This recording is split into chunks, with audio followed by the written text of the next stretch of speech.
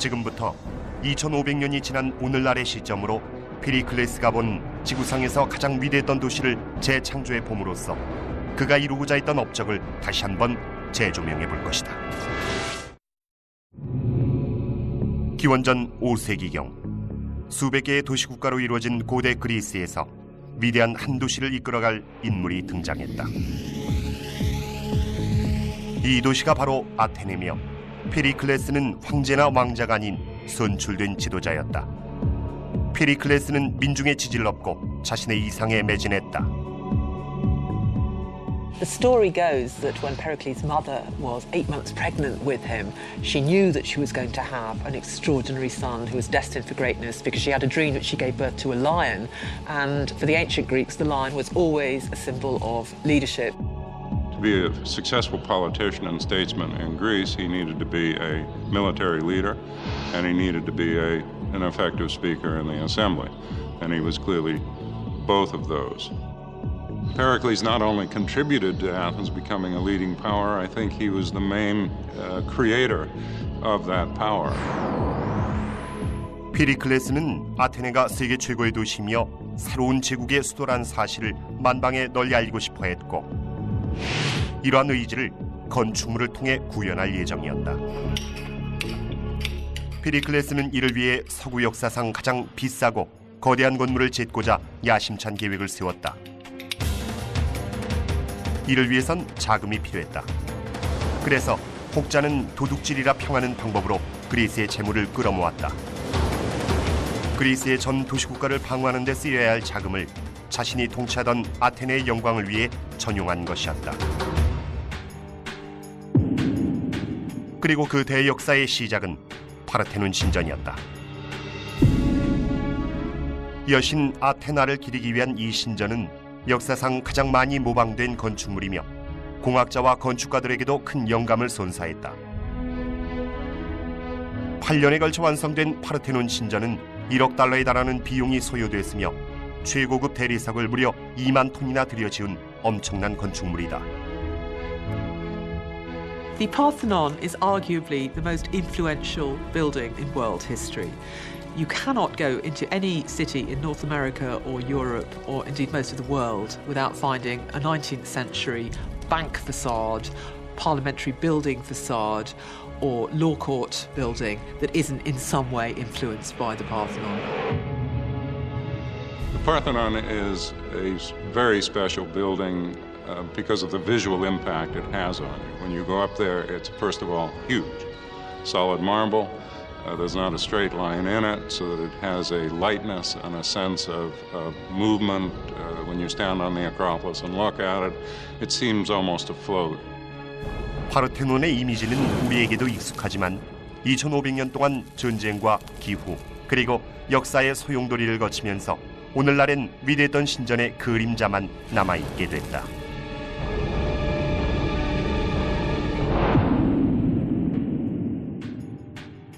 공학자 에드 맥켄과 건축가 마놀리스 코레스는 파르테논 신전의 건축 과정을 정확히 복원하는 작업을 진행하면서 아테네의 황금기 시절의 모습을 재현하려고 한다.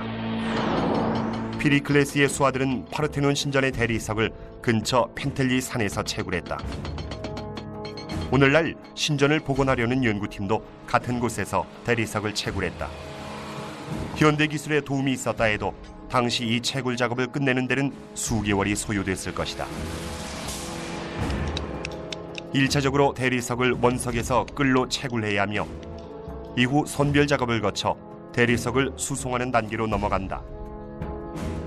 It was a 10-mile journey, and they bought 20,000 tons of marble blocks with just teams of oxen and rollers. This incredibly long journey all the way up the steep Acropolis to get it there. This is an astonishing feat. It would be an astonishing feat today with proper cars and so on. 특히 92m가량의 가파른 사면으로 대리석을 올리는 마지막 운송 과정이 가장 어려운 부분이었다. 에드 맥켄은 당시 석공들이 사용한 뛰어난 운반 기술을 밝혀냈다. They had a very cunning system for getting the rocks up to the top. And what they did was they set up, they had a cart on one side with the rock on it, And up the top on the other side, they have another cart full of stone with a big rope going round and over a giant pulley wheel. And then they set up the donkeys and the people all pulling down. And so they pull down and lift the rock up. And then at the top, they're able to unload it. And then they bring the horses up here, they put a rock on that side, and they bring it back up and down like that. So it's a counterbalance system. 에드와 마놀리스는 대리석의 무게를 계산하면서 이 거대한 대리석을 운반한 당시 석공들의 놀라운 기술에 더욱 감탄을 금치 못했다. So they had 8 cranes Yes. dotted around the Parthenon, and these were timber cranes, Yes. and they lifted these pieces up into the construction. And the biggest piece was 13 tons, so about Yes, the biggest 8 pieces weighing 13 tons each. 당시의 기중기는 무게 13톤의 돌을 들어올릴 만큼 힘이 강력했으며 아주 간단한 구조로 설계됐다. 철받침대에 연결된 2개의 목재 구조물이 한쪽 끝에 도르래와 로프로 연결됐다. 현장에 동원된 인부는 200명 정도였지만 석공과 주형공, 주물공과 로프 제작자 및 수송 인부 등 도시 주변으로 수천 명 이상의 지원 인력이 배치돼 있었다. Manolis, are these the original pick holes? Exactly. Second stage after bringing the stone from the quarry. It is one of the preliminary stages. But the last time someone put their finger in there might have been 2,500 years ago. Exactly. With a pick. 대리석 수송이 끝나면 숙련된 석공이 대리석을 깎아낸다. 에드는 당시의 방식을 제대로 이해하기 위해 그 작업을 직접 체험했다. The key principle that underlies working the stone is working from doing rough cuts with the stone through to gradually getting to finer and finer stone cuts. And that's reflected in the tools that they use. So that the tool that they used for rough cutting was this double pick. It's difficult to lift and it's difficult to aim. I'm reliably informed that if you were any good with this, I could move 200 kilos, that's about twice as much as I weigh, in an hour's work with one of these. Now, as you got into the stone and you needed to get finer and finer, you needed to use ever smaller tools. And I can put them exactly onto the bit of stone I want to hit, to the nearest millimetre. It's much, much easier to use, and I can't really go too far wrong. But of course, I don't get very much off with this. It would take me 2 weeks chiselling away, basically reducing the marble to dust before I'd move 200 kilograms. 기둥과 원통형 구조물이 완성되면 이들을 서로 연결해야 한다. So this is where the original stones were put together, and these were iron clamps. Exactly. to The hold clamp it is together, missing, wasn't it? but you see the bed of so- the original construction. And Yes. this would have been underneath, so you wouldn't have Yes, seen it. So always. it was underneath the Yes, bottom of the exactly. column. Hidden by the next course. Yes. I see. Okay. 현재 파르테논 신전은 공해로 인한 손상으로 대대적인 복원 작업이 필요하다. 에드는 신전을 최초로 건설할 당시에 대리석 연결 기술에 관한 증거를 수집해 효율적인 복원 작업에 관한 접근 방식을 제시하고 있다. This is the modern restoration work that is going on. And although it's different to what they did in Periclean times, there are some similarities. I mean, first of all, the column drums themselves are the same, and they're lifted up, in this case, by a great big iron and steel crane. In those days, it would have been a timber one. And you can see in the middle there a little metal spigot sticking up. Nowadays, it's made out of titanium, but in Periclean times, that would have been wood. And that's what helps you to centre this thing. So when you lower it in with a crane, there's a little hole, and you line them up, and then you know you're exactly centred up. 각각의 대리석 벽과 기둥은 당시의 뛰어난 기술을 잘 보여주고 있는데 완벽하게 배치된 후 빈틈없이 결합됐다. You see one of the best preserved joints in the Parthenon, because this column was never destroyed by any event like bombardment or earthquake. These joints, you couldn't get a piece of paper in there, could you? 무게 13톤의 원형 기둥 46개로 이루어진 파르테논 신전의 외부 구조는 비교를 불허하는 웅장함이 고스란히 드러난다. 오늘날에도 인상적인 모습이지만 페리클레스 시절엔 그 웅장함에 넋을 잃을 정도였을 것이다. 신전의 외형만큼이나 내부 구조도 놀라웠겠지만 지금은 남아있지 않다. 따라서 지금부터 복원팀은 완성 당시의 신전 내부 구조를 집중적으로 재조명해봄으로써 역사상 최고의 조각상들로 가득했던 파르테논을 속속들이 들여다볼 것이다.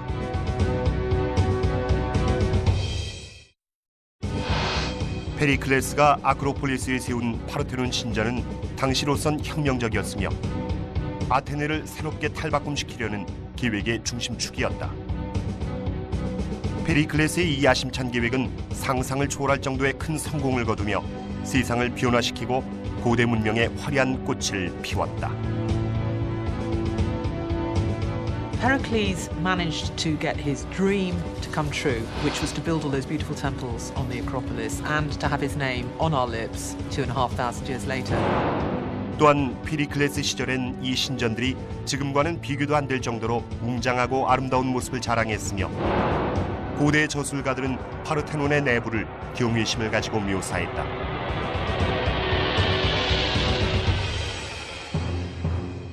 하지만 지금은 그 아름다움의 그림자만 남아있다.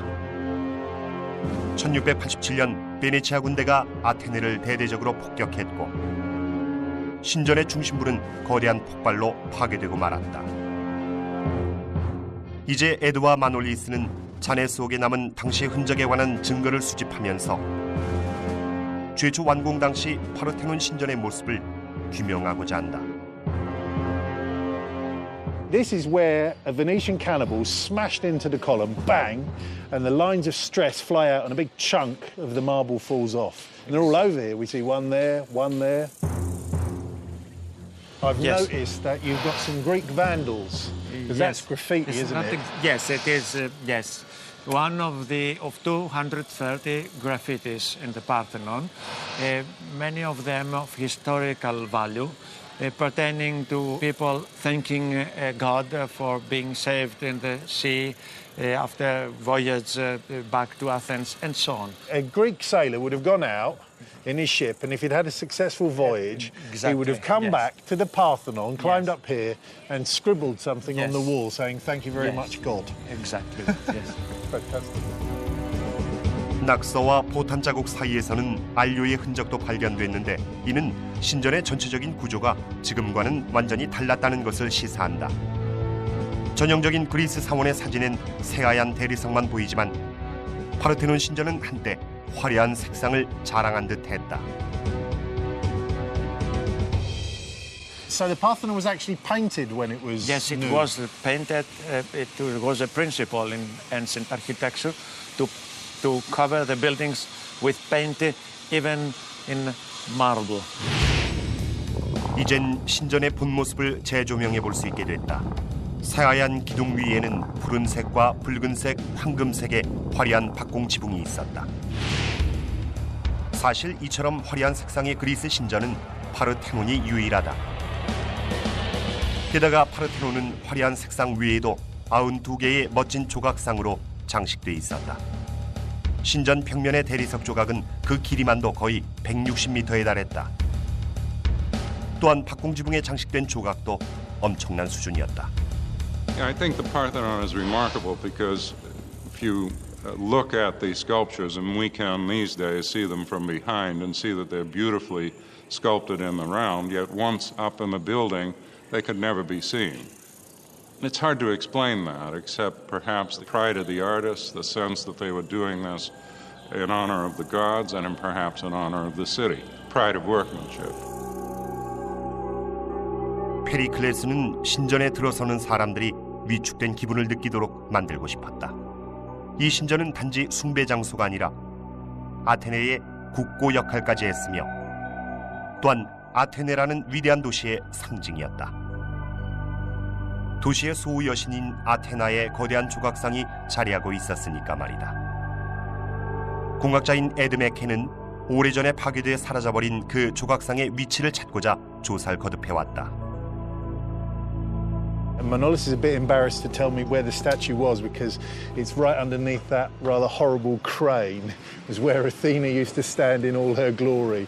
Will you put the Athena back as part of the restoration? It's impossible because the whole thing was destroyed, completely destroyed during the fire in the 3rd century AD. 기록에 따르면 아테나 조각상의 크기는 9m에 달했고 황금과 상아로 덮여 있었다. 또한 신전 내부에 위치한 탓에 가까운 곳에서만 볼 수 있었고 그 앞에 서면 모든 사람이 위축되는 느낌을 받았을 것이다. This statue was virtually unprecedented. Pericles had it put on a plinth that was 5 foot tall, so that when you went in, all you could see was her feet, and then you gradually lifted your gaze up and up and up and up, 40 more feet until you finally came to her beautiful face, her helmet with these horses springing out of it towards the gods. The statue of Athena in Athens completely altered the history of temple statuary in the ancient world, and therefore probably of Christian statuary as well. 그리고 파르테논 신전의 외부 디자인은 후대에 더 큰 영향을 미쳐왔다. 지어진 지 2500년이 지난 현재까지 전 세계 공학자들이 신전을 모방하려 노력했지만 결코 이를 능가하진 못했다. 에드 맥킨이 그 신전의 비밀을 풀었다. One of the more famous stories about the Parthenon is how, although it's a very rectangular building, when you look at it, actually there aren't any straight lines in it at all, and that the people who built it all with gentle curves going upwards to counterbalance an optical effect, that when you look at straight lines from distance, they don't appear to be straight, and so everything's curved. And to show that, what we've done here is we've taken one of the main steps here on the Parthenon, we've put a string going from corner to corner, and here I am in the middle of the Parthenon. We can see that there's maybe 4 or 5 inches here of sag relative to the top of the step. What that means is that the step is 4 inches higher here than it is on the corners. And this happens all over the Parthenon.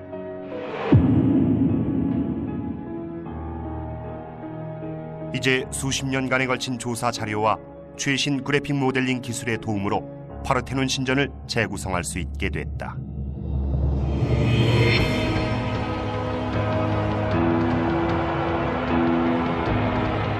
신전의 전후방엔 각각 8개의 기둥이 자리 잡고 있고 15개의 기둥이 양쪽에 늘어서 있다. 신전 내부로 들어가 현관을 통과하면 30m 길이의 거대한 아테나 여신의 신전이 보이고 그 뒤쪽엔 보물 창고가 있다. 그리고 밖으로 나가는 현관엔 6개의 기둥이 서 있다. The Romans regarded the miracles of the Acropolis as the models for many of their buildings, and of course they then affected enormously the sort of buildings that went up during the European Renaissance. So even if it's via Rome, the Parthenon's influence always lives on in architecture. 이 파르테논 신전 하나만으로도 피리클레스의 이름은 역사에 남았겠지만 피리클레스는 이에 그치지 않고 아테네라는 도시를 뿌리부터 송두리째 탈바꿈시켰다. 혁명적인 일련의 건축물은 아테네의 전경과 시민들의 의식을 변화시켰고 페리클레스는 이를 바탕으로 민주주의를 탄생시켰다.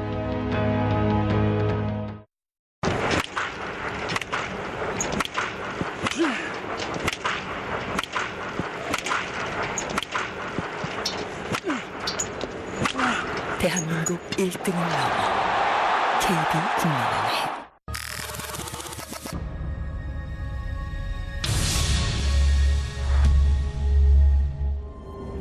문명사에서 가장 큰 폭발로 기록된 시베리아 대폭발. 모든 것을 삼켜버린 폭발의 원인과 실체를 밝혀본다. 시베리아 대참사. 쿠바의 혁명가 체 게바라. 출생에서부터 미스터리에 둘러싸인 죽음에 이르기까지 전설로 남은 그의 인생 이야기가 펼쳐집니다. 세상을 바꾼 사람들, 체 게바라. 자동차 역사에서 빼놓을 수 없는 그 이름, 페르디난트 포르쉐. 우리 시대 최고의 자동차를 탄생시킨 포르쉐는 과연 누구인가? 스포츠카의 명품 포르쉐를 만나본다. 루게릭병과 싸우며 우주의 비밀을 밝혀낸 스티븐 호킹의 영화 같은 삶. 실화를 바탕으로 그려진 감동적인 이야기, 스티븐 호킹의 블랙홀. 시청자 여러분의 많은 시청 바랍니다. History Channel.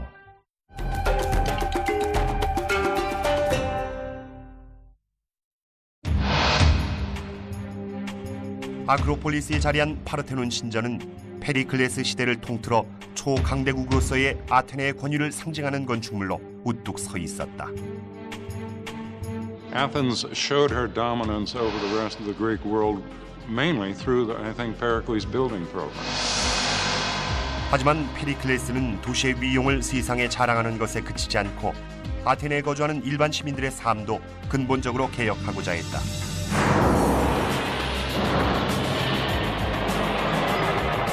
페리클레스는 신전뿐 아니라 그 밑에 자리한 도시의 건축물까지 모두 탈바꿈시켰고 현대 아테네처럼 당시의 도시는 상업의 중심지였으며 그 심장부엔 아고라가 위치하고 있었다. The agora was extremely important. It's a marketplace, it's a political center, it's a social center. It's basically the middle of town in all respects.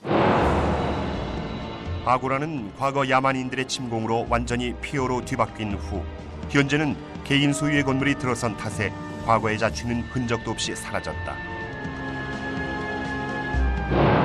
하지만 페리클레스 시절 세계에서 가장 진보된 문명의 중심지였던 36,000평에 달하는 이 아고라의 모습을 현대 기술로 재현하는 것은 가능하다.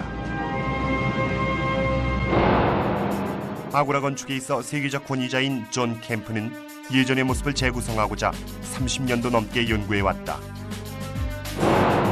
아고라는 생활의 중심지로서 분주한 거리와 여러 개의 신전 및 시장을 비롯해 최초의 상원의사당까지 자리하고 있었다. The agora in Periclean times would have been quite impressive. It would have been lined with stoas, which are big, long, colonnaded buildings in which you could take shelter from the sun or from the rain, depending on the weather. And it will have been full of people. 아고라에는 파르테논과는 아주 다른 특별한 신전이 위치하고 있었다. 이 헤파이스토스 신전은 페리클레스의 이상을 실현시킨 장인들에게 바치는 건물이었다. 페리클레스는 이와 같은 행동을 통해 자신의 권력이 시민들의 지지에서 비롯된다는 사실을 잊지 않고 있음을 보여주었다. It's one of the best preserved temples in antiquity, so it's a little hard to see how it goes together. When you come down here, you can see pieces of its virtual twin, which was set up down in the lower square.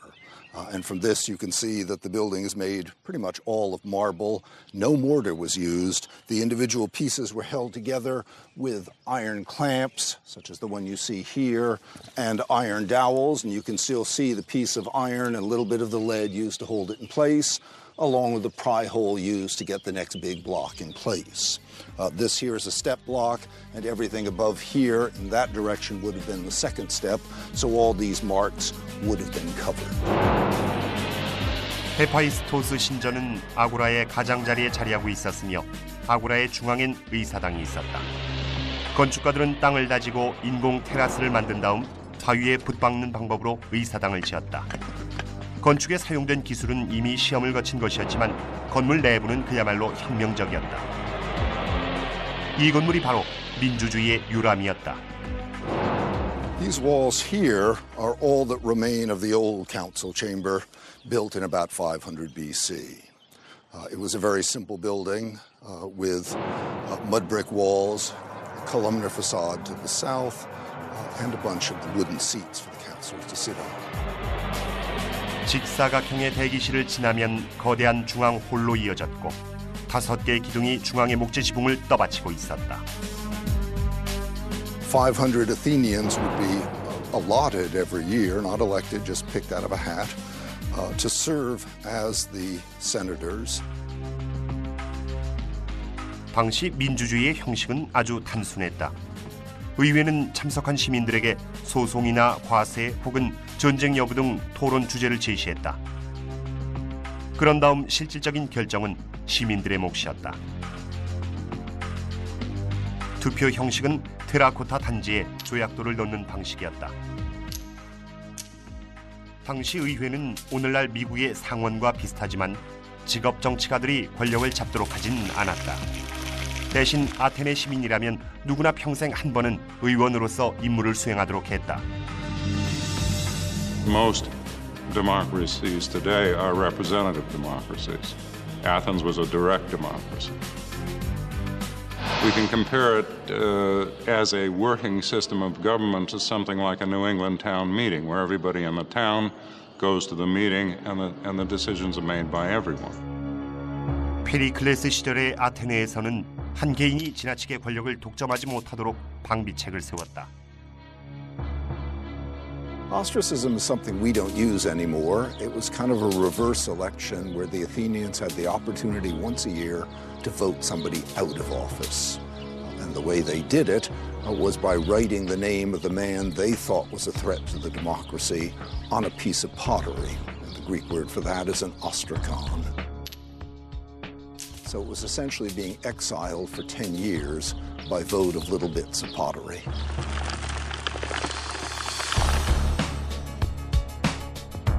한때 시민들의 열렬한 지지를 받았던 의원이라도 곧바로 재산이 동결된 후 10년 동안 도시 밖으로 추방될 수 있었다.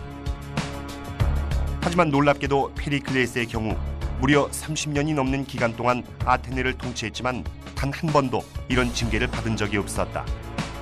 페리클레스의 권력은 시민들의 지지에서 비롯됐다. 그런 시민들이 살아가는 곳은 도시의 웅장한 건물과 사원들을 따라 바로 옆에 자리 잡은 소박한 형태의 거주 구역이었다. We're at the remains of a fairly typical Athenian house. This wall here going back in that direction there. That area is the open courtyard. They're very simple, they're very modest. 당시 주택의 벽은 흙벽돌이나 자연석으로 만들었는데 점토를 채운 나무로 강도를 더했다. 벽이 완성되면 흰색이나 검은색 또는 노란색이나 붉은색으로 칠했고 바닥은 단순하게 점토만을 이용해 모자이크 형태로 다져 만들었다. 주택은 중앙의 앞마당을 마주보도록 설계됐고 모든 시민들은 자신의 집으로 도시의 수도관이 연결되기를 간절히 원했다.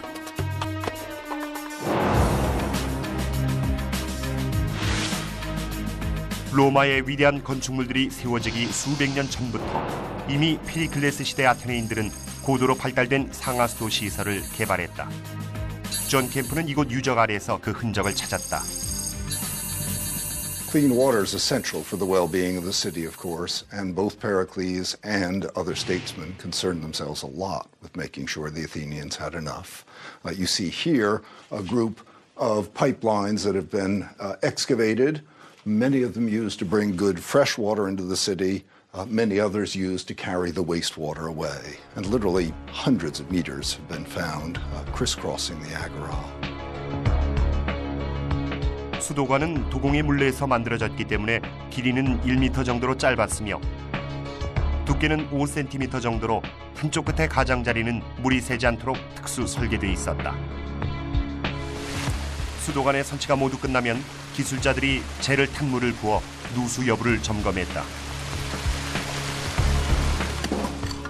각 수도관은 아고라 밑으로 연결되는 얕은 도랑을 통해 수많은 우물과 산속의 샘에서 물을 실어 날랐다.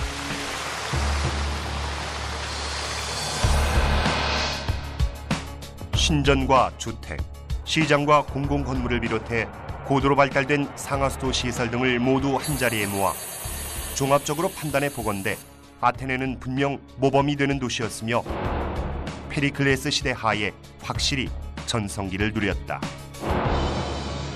문제는 이러한 성공을 유지하는 데 있었다.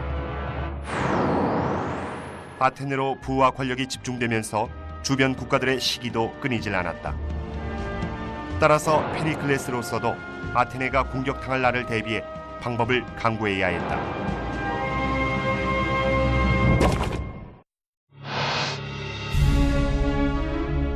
아테네는 끊임없이 새롭게 변화해 나갔고 이런 성과를 바탕으로 페리클레스는 30년 이상 아테네를 통치했다. Every year for over 30 years, he was re-elected head of the Board of Generals. Every year he was elected like that. He never, ever, ever failed to get that position. 아테네의 부흥과 더불어 군대 수장으로서 페리클레스의 권위도 날이 갈수록 더욱 중요해졌다. 스파르타는 그리스에서 아테네가 쥐고 있던 힘의 유일한 라이벌로서 이 둘 사이의 긴장감은 커져갔다. 페리클레스는 곧 아테네에도 적의 침략에 대비한 방비책이 있어야 한다는 필요성을 깨달았다. 당시 아테네의 기존 방어선은 긴 방벽으로 둘러싸인 커다란 쐐기 모양의 땅과 3.4km가량의 해안을 지키고 있었다. 만약 스파르타가 침공할 경우 이 지역을 전부 방어하기란 역부족이란 게 자명한 사실이었고 아테네 군은 곳곳에 흩어져 위기에 빠질 게 분명했다. 아테네는 해안에서 8km 떨어진 내륙 도시지만 페리클레스는 바다가 요충지임을 직감했다. 산악국가인 그리스는 운송에 걸림돌이 많은 탓에 무역의 대부분은 에게해의 섬도시들과 이루어지고 있었다. 이런 상황을 고려해 볼 때 페리클레스는 피레우스 항으로 향하는 길목에 전력을 집중했다. 페리클레스는 항만까지 곧장 이어지는 세 번째 방벽을 건설했고 이를 통해 방어 수송로가 만들어졌다. 수송로는 좁았지만 긴급 상황 발생 시 아테네와 바다를 연결하는 길이 생긴 셈이었다. 오늘날의 기준으로 보더라도 대규모 공공건축 계획이었다. 오늘날 고속도로 건설에서 볼 수 있듯이 방벽을 세우면 필수적으로 개인주택과 농장을 가로지르게 된다. 강도 건너야 하고 지역사회를 분할하는 탓에 시민들을 자신의 땅과 고립시켰다. 하지만 페리클레스는 전쟁 준비가 시급한 현 상황을 고려할 때 이 정도 혼란은 감수해야 한다고 생각했다. 오늘날 페리클레스의 방벽은 자취를 감췄지만 이 에고스티나 요새가 아주 흡사한 형태를 띠고 있어 이에 관한 조사를 통해 아테네가 건설한 긴 방벽의 원래 모습을 미루어 짐작할 수 있다. The wall that he built would have been of smaller stones than this, I imagine, for 4 meters or so, 12 feet, and then above that, mud brick for another, say, 3 or 4 meters. 양쪽 돌벽 사이의 공간에 자갈을 빽빽이 채운 후 바로 그 기초 위에 주춧돌을 올리고 그 위는 흙벽돌로 마무리했다. 이 돌 방벽은 폭이 5m, 높이는 9m에 달했고 장장 13.5km나 뻗어 있었다. 페리클레스는 난공불락의 방벽을 짓고자 했던 것이다. 완벽한 방어의 핵심은 적절한 인력 배치였다. 무기 전문가인 마이클 로우즈는 페리클레스가 택한 이들 방어선의 유지 전략을 오랫동안 연구해왔다. 페리클레스는 긴 방벽을 오가며 신속하게 대응할 수 있는 기병대에 의존하고 있었다. The Athenians recruited 300 cavalry. Now, that's a fascinating direct link between Pericles' long walls and cavalry. This was the start of Greek cavalry. 기병대는 고대 그리스 전투사에 있어 새로운 혁명이었다. Cavalry can patrol along the walls. Cavalry can be shot out from postern gates at a moment's notice to go to the moment of trouble. And cavalry can patrol the countryside to protect that agricultural infrastructure.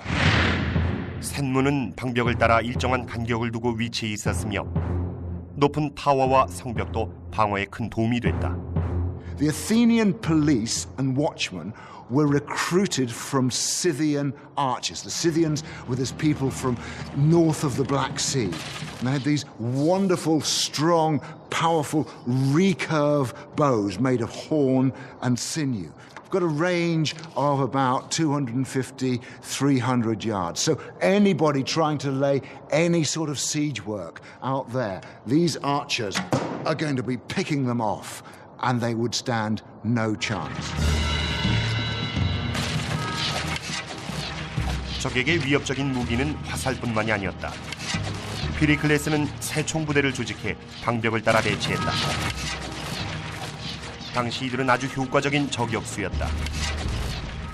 And their slingshot was cast in lead, so it has weight. It's aerodynamically shaped like a bullet. This would kill a man. And in fact, this is a copy of one that's in the British Museum, an original Greek slingshot, and it says the words Dexa, which means take that. It's a wonderful millennia-old bit of soldier's wit. You simply place the sling in the basket and hurl it. 공성전의 개념이 발달하기 전인 페리클레스 시절엔 이 방벽이 그야말로 난공불락이었다. 적군의 어떠한 기술이나 전략도 이 방벽을 무너뜨리진 못했다. 이는 곧 피리클레스에게 우위를 점할 수 있다는 자신감을 가질 수 있게 했고 아테네를 전장으로 끌어들일 수 있게 했다. The war began because there were two main cities in Greece, Athens and Sparta. Both were ambitious to be the leaders of the Greek world, and it was a case of two big kids on the block, and there was only room for one. So war was inevitable. 아테네의 황금기도 이제 극적인 종말에 다가가고 있었다.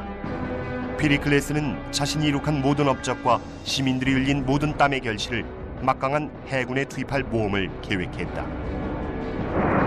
지금부터는 사라진 문명 그리스의 전함에 대해 파헤쳐볼 것이다.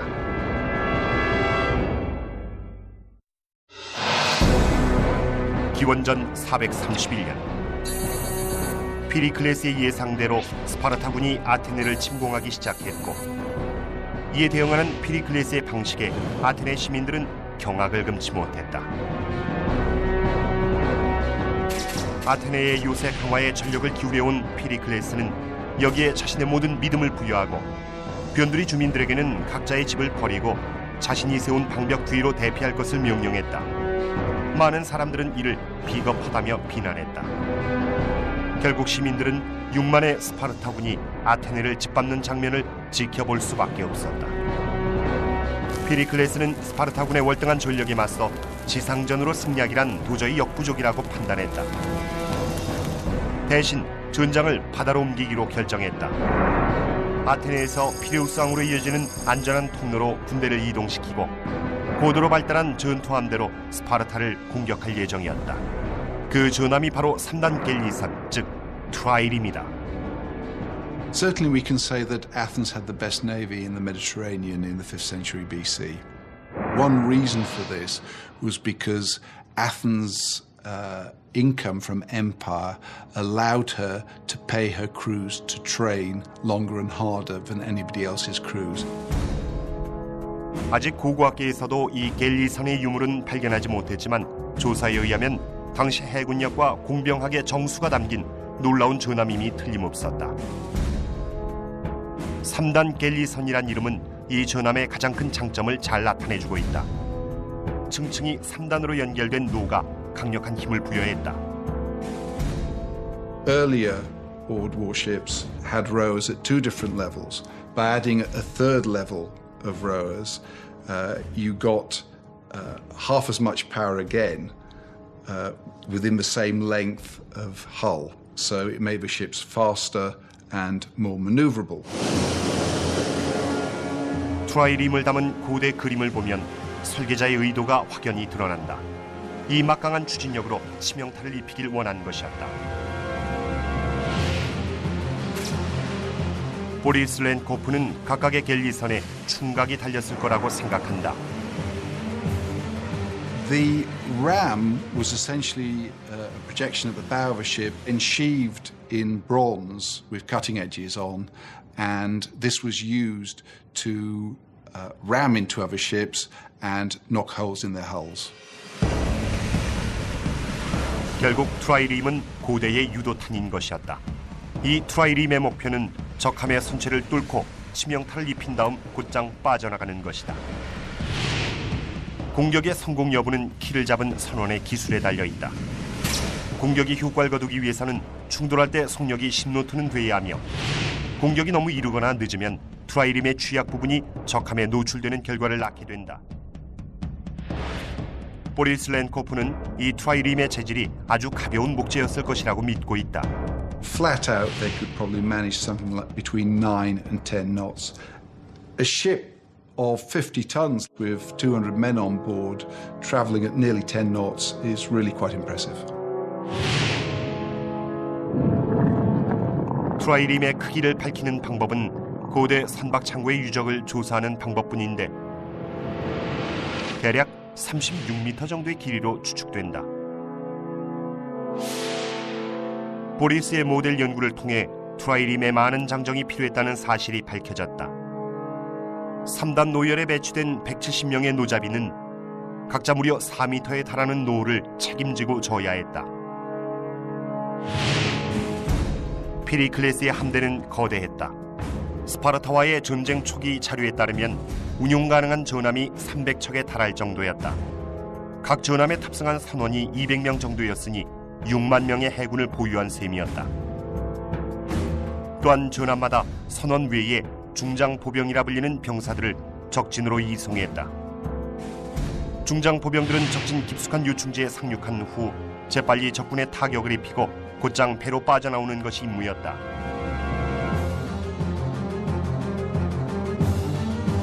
무기 전문가 마이클 로우즈는 당시 중장 보병들이 쓰던 전술을 밝혀냈다.